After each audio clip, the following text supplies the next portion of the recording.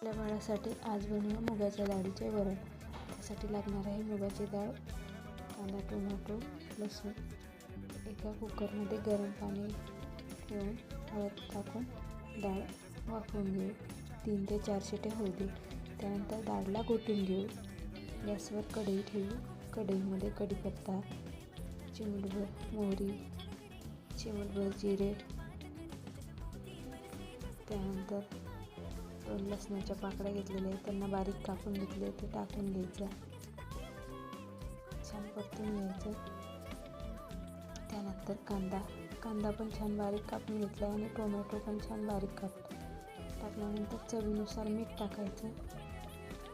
त्यानंतर लाल तिखट टाकायचं थोडंसं आणि मुगाची डाळ त्यामध्ये टाकून घ्यायची.